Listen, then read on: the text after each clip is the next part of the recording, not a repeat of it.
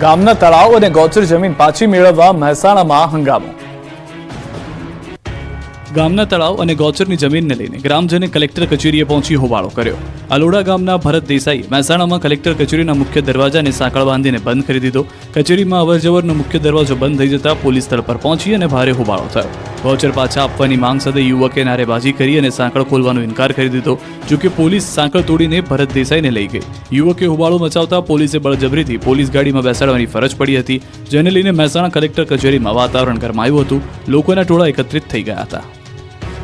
અમદાવાદના વસ્ત્રાલમાં શાક માર્કેટ બનાવવા મુદ્દે સંગ્રામ.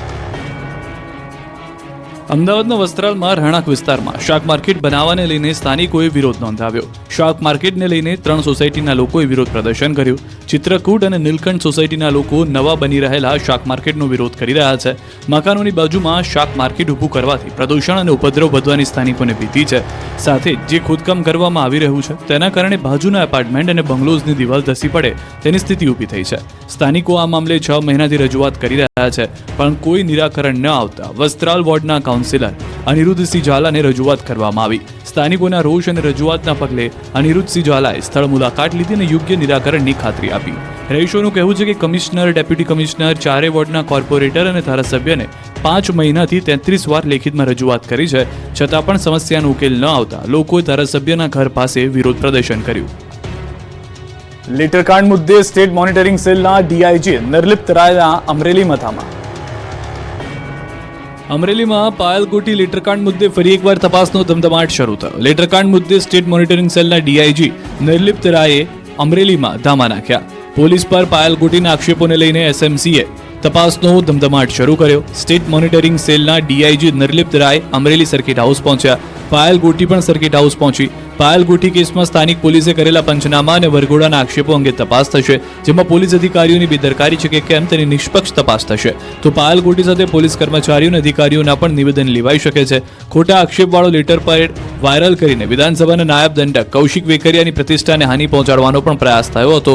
જે ગુનામાં મુખ્ય આરોપી યુવા ભાજપ પૂર્વ પ્રમુખ મનીષ વઘાસિયા પાછળ કયા નેતાઓ માર્ગદર્શન આપતા હતા તે તપાસ પણ હજી બાકી છે.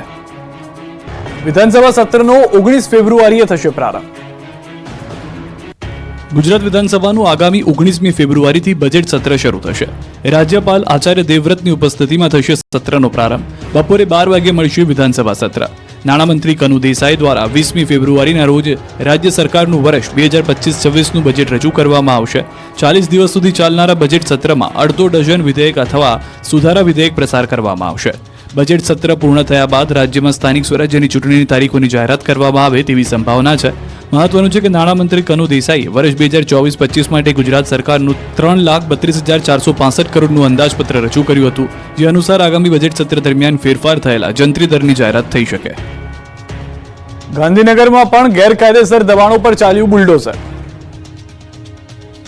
દ્વારકા, અમદાવાદ બાદ હવે પાટનગર ગાંધીનગરમાં તંત્રએ બુલડોઝરવાળી કરી છે. ગાંધીનગર શહેરના સેક્ટર 6માં સરકારી જમીન પર કેટલાક લોકોએ દબાણ કરી જમીન પચાવી હતી, કાયમી વસવાટ કર્યો હતો. આ અંગે ગાંધીનગર મહાનગરપાલિકા, વન વિભાગ અને R&B વિભાગે નોટિસ આપી હતી. દબાણકર્તાઓને 2 દિવસમાં દબાણો હટાવી લેવા અલ્ટિમેટમ આપ્યું હતું, જેને પગલે ફફડાટ ફેલાયો હતો. કોર્પોરેશનની કાર્યવાહી કરે તે પહેલા જ કેટલાક દબાણકર્તાઓને જાતે દબાણ હટાવ્યા. જે લોકોએ હટાવ્યા ન હતા તેના પર બુલડોઝર ફેરી વળ્યું હતું.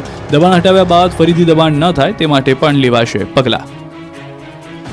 રાજકોટમાં જન્મ મરણના દાખલા માટે પણ લાગી છે લાઈનો. રાજકોટમાં આધાર કાર્ડ અપડેટનું કામ હોય કે પછી રાશન કાર્ડ લિંક કરવાનું કામ કે પછી જન્મ મરણના દાખલા કાઢવાના હોય, તમામ જગ્યાએ તંત્રની બેદરકારી અને સર્વરના ધાંધ્યાથી લોકોને લાઈનમાં ઊભા રહેવા સિવાય બીજો કોઈ છૂટકો નથી. રાજકોટમાં જન્મ મરણ વિભાગની કચેરી બહાર અરજદારોની લાંબી લાઈનો લાગે છે. અરજદારોને 2-3 કલાક સુધી લાઈનમાં ઊભા રહેવા છતાં તેમનો વારો આવતો નથી. લોકો કામ ધંધા મૂકીને લાઈનમાં ઊભા રહે છે, પરંતુ અંતે તો ધક્કો ખાઈને પરત જવાનો વારો આવે છે.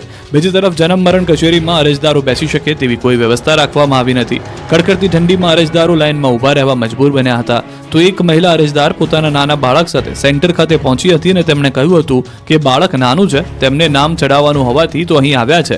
જો કે બાળકને લઈને પણ તેઓ અને આવું પડી રહ્યું છે. આ ઠંડીમાં બાળક સાથે પોતાને પણ હેરાન થવાનો વારો આવ્યો છે. ભરૂચના આમોદમાં કેનાલમાં પડ્યા ભ્રષ્ટાચારના ગાબડા. ભરૂચ જિલ્લાના આંબોદની ભીમપુરા કેનાલમાં ઠેર ઠેર પડ્યા ગાબડા પડતા આસપાસના ખેતરોમાં પાણીની રેલમછેલ થઈ. તંત્રના પાપે ખેડૂતોના ખેતરમાં ઉભા પાકની પથારી ફરી જતા રોષ ફેલાયો. ખેડૂતોમાં આક્રોશ વ્યાપ્યો. ખેડૂતોએ આક્ષેપ કર્યો કે 2 મહિના પહેલા નર્મદા નહેર નિગમના કોન્ટ્રાક્ટરે ગાબડાનું સમારકામ કર્યું હતું, પરંતુ ફરીવાર એ જ જગ્યાએ ગાબડું પડતા કોન્ટ્રાક્ટરોએ સમારકામની કામગીરીમાં ભ્રષ્ટાચાર કર્યો હોઈ શકે. ગાબડાથી ખેડૂતોનો પાક નિષ્ફળ જવાની ભીતિ સિવાય વારંવારની રજૂઆત છતાં નર્મદા નહેર નિગમ દ્વારા આ મુદ્દે કોઈ ગંભીરતા લેવાતી નથી અને હાલ કેનાલથી દુર્દશા થયેલી છે. બિસ્માર કેનાલમાં અન્ય સ્થળોએ પણ ભંગાણ પડવાની પૂરેપૂરી શક્યતાઓ જણાઈ રહી છે. ખેડૂતોની જીવાદોરી સમાન આ કેનાલ જો રિપેર નહીં કરાય તો ખેડૂતોની શિયાળુ પાકમાં ભારે નુકસાની વેઠવાનો વારો આવશે. યાત્રાધામ ડાકોર મંદિરમાં ભ્રષ્ટાચાર થયાનો આક્ષેપ. સુપ્રસિદ્ધ યાત્રાધામ ડાકોર મંદિરમાં ફરી વિવાદ આવ્યો છે. મંદિરના સેવકે મેનેજર સામે બાયો ચડાવી. મેનેજર વિરુદ્ધ મુખ્યમંત્રી યાત્રાધામ વિકાસ બોર્ડને કરી અરજી. ડીજીપી, કલેક્ટર સહિત અનેક જગ્યાએ કરી અરજી. મેનેજર પદેથી જેપી દવેને હટાવવાની માંગ સાથે મંદિરના સેવકે આપ્યું અલ્ટિમેટમ. 27 જાન્યુઆરી સુધીમાં દૂર નહીં કરાય તો આ મરણાંત ઉપવાસની ઉચ્ચારી ચીમકી. વિનોદભાઈ ટેમ્પલ કમિટીના મેનેજર જેપી દવેએ તેમના કાર્યકાળમાં ભ્રષ્ટાચાર કર્યાનો આક્ષેપ કરતા ખળભળાટ મચી ગયો છે. મકર સંક્રાંતિના પર્વ પર પરંપરા મુજબ ગાયોનું દાન ન કરાયું હોવાનો પણ આક્ષેપ કરાયો. વાછરડા સાથે ગાયો ગરીબ બ્રાહ્મણને દાનમાં આપવાની મંદિરની પરંપરા છે. ઉત્તરાયણ પર ગૌશાળામાં ગાયોને કંસાર ન ખવડાવી પરંપરા તોડી હોવાનો દાવો કર્યો. ટ્રસ્ટી ભરતભાઈ ખંભોળજા અને અરુણભાઈ મહેતા મેનેજરને છાવરતા હોવાની રજૂઆત કરી. સાથે જ જેપી દવેને મેનેજર પદેથી દૂર કરવા માટે અરજીમાં માંગ કરી. ઠંડી એકાએક ગાયબ થતા ઉનાળા જેવો માહોલ થયો. ભર શિયાળે પંખા ચાલુ કરવા પડે તેવી સ્થિતિ. જાન્યુઆરીના 18 દિવસ કડકડતી ઠંડી પડ્યા બાદ 2 દિવસથી રાજ્યમાં પવનની દિશા બદલાવાને કારણે લોકોને ઠંડીથી થોડી રાહત મળી છે. મોટાભાગના શહેરોમાંથી જાણે ઠંડી ગાયબ થઈ ગઈ હોય તેવો અહેસાસ થવા લાગ્યો છે. 10 ડિગ્રી ઠંડી સાથે નલિયા સૌથી ઠંડુ શહેર રહ્યું. અન્ય શહેરોમાં તો તાપમાનનો પારો 17 ડિગ્રી સુધી પહોંચી જતા લોકોને રાત્રે અને દિવસે ફરી પંખો કરવો પડે તેવી સ્થિતિ સર્જાય છે. ત્યારે હજુ 2 દિવસ સુધી આવું જ વાતાવરણ રહેશે. ગરમી અકળાવી દેશે. હવામાન વિભાગે આગાહી કરી છે કે ભર શિયાળે થશે અકળામણ. આગામી 2 દિવસ ઠંડીમાં થશે ઘટાડો. વેસ્ટર્ન ડિસ્ટર્બન્સની અસરના કારણે લઘુત્તમ તાપમાનમાં વધારો થયો. જોકે 2-3 દિવસ બાદ ફરીથી ઠંડીનો ચમકારો અનુભવાશે. 2 દિવસ બાદ લઘુત્તમ તાપમાનમાં 2 થી 3 ડિગ્રીનો થશે ઘટાડો. હાલ વેસ્ટર્ન ડિસ્ટર્બન્સની વર્તાઈ રહી છે અસર. ઉત્તર પૂર્વથી પૂર્વના ફૂંકાઈ રહ્યા છે પવન. ગીર સોમનાથમાં આખરે માનવભક્ષી પાંજરે પુરાયો. ગીર સોમનાથમાં લોકોના લોહીનો તરસ્યો બનેલો માનવભક્ષી આખરે પાંજરે પુરાયો. તાલાલાના ગીર વિઠ્ઠલપુરમાં 2 યુવાનો સહિત 4 લોકો પર હુમલો કરી દીપડાએ દહેશત ફેલાવી હતી. ગીર સોમનાથના રાયડી, વિઠ્ઠલપુર, ફરેડા અને કોદિયા ગામમાં છેલ્લા એક અઠવાડિયામાં 6 લોકો પર હુમલો કર્યો હતો, જેમાં 2ના મોત થયા, જ્યારે 4 લોકો ઇજાગ્રસ્ત થયા હતા, જેથી લોકોમાં ફફડાટ ફેલાયો હતો. વન વિભાગને જાણ કરી હતી. વન વિભાગે દીપડાને પકડવા માટે પાંજરા ગોઠવ્યા હતા. ફરેડા, રાયડી ગામના વિસ્તારમાંથી 2 દીપડા પાંજરે પુરાયા હતા. હવે ગીર વિઠ્ઠલપુર અને ઉના શહેર એમ 2 દીપડા પાંજરે પુરાયા છે. આમ અત્યાર સુધીમાં કુલ 4 દીપડા પાંજરે પુરાયા છે. જોકે હજુ પણ વન વિભાગ દ્વારા હુમલાખોર દીપડાઓને પકડવા કવાયત કરી રહી છે. દીપડા પકડાતા લોકોએ રાહતનો શ્વાસ લીધો છે. આ તરફ જામનગરના ખીજડીયાના લોકોના જીવ અદ્ધર થઈ ગયા છે, કેમ કે પક્ષી અભયારણ્યમાં દીપડાએ દસ્તક દીધી છે, જેથી ખીજડીયા પક્ષી અભયારણ્યનો પાર્ટ 1 બંધ કરાયો. પ્રવાસીઓ માટે અભયારણ્ય બંધ કરાયું. દીપડાને પકડવા માટે પાંજરા મુકાયા. અહીં દીપડો દેખાતા લોકોમાં ભય ફેલાયો છે. કુમાઉ સહિતના ગ્રામ્ય વિસ્તારના લોકો પણ ઠંડીથી નહીં પરંતુ દીપડાના ડરથી થથરી રહ્યા છે. હવે ઝીબ્રા જોવા આફ્રિકા નહીં જવું પડે. જૂનાગઢ સકરબાગ ઝૂમાં આફ્રિકન પ્લેન ઝીબ્રાનું આગમન.